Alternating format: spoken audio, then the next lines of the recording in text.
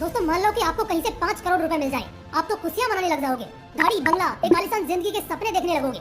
लेकिन अगर मैं आपसे कहूँ कि ये 5 करोड़ मिलने के बाद आपकी जिंदगी पहले से भी बदतर हो जाएगी, या सीधी भाषा में बोलूं तो नरक बन जाएगी, तो क्या आप विश्वास करोगे?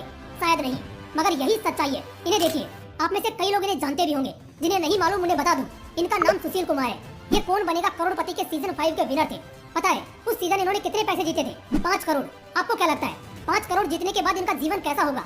क्या उस वक्त ये कितनी ऐसो आराम की जिंदगी जी रहे होंगे? दोस्तों इस वक्त इनकी जिंदगी में ना कोई ऐसो आराम है और ना ही सुख चैन। सच तो यह है कि 5 करोड़ जीतने के बाद इनकी जिंदगी नरक से भी बदतर बन गई। सुशील कुमार ने खुद कहा था कि 5 करोड़ जीतने के बाद उनकी जिंदगी का सबसे बुरा दौर शुरू हुआ। और मैं यकीन के साथ कह सकता हूँ कि आप भी ये 5 करोड़ रुपए जीतते तो 90% लोगों की हालत भी सुशील कुमार जैसी ही होती। सवाल उठता है ऐसा क्यों? आखिर अमीर लोग और अमीर और गरीब लोग और गरीब क्यों होते जा रहे हैं? और जब किसी गरीब व्यक्ति के पास करोड़ों रुपए आ भी जाते हैं तब वो फिर से कंगाली में क्यों चला जाता है? आखिर क्यों? जवाब है फाइनेंशियल लिटरेसी।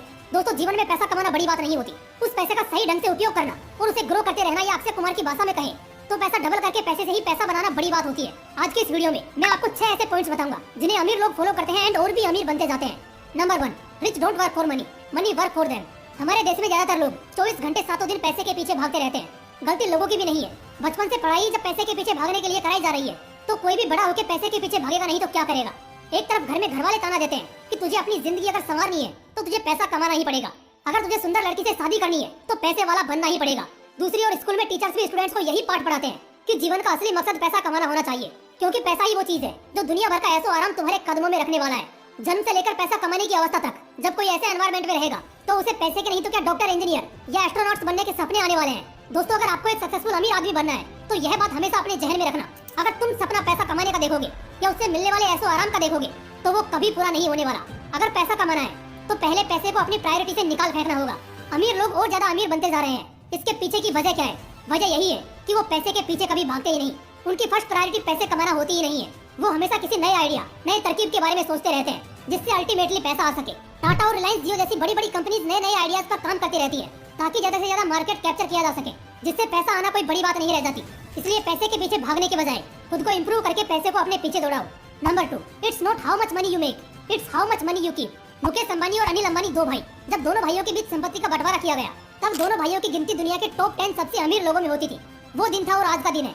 आज मुकेश अंबानी ने अपनी संपत्ति में 2 गुना से भी ज्यादा की बढ़ोतरी की और दुनिया के सबसे अमीर लोगों की लिस्ट में बने हुए हैं। तो वही उनका भाई अनिल अंबानी कर्ज के बाजार तले दब गया है। आलम तो ये है कि इनकी गिनती इतिहास के सबसे फेलियर बिजनेसमैन में की जा रही है। मतलब समझ रहे हो, तुम्हारे पास अगर अरबों रुपए भी क्यों ना हो, ऐसा नहीं है कि तुम अमीर बने सुख चैन से जिंदगी काटोगे ना। तुम अगर पैसे को संभाल नहीं सकते तो तुम्हारा आसमान से जमीन पे गिरना तय है।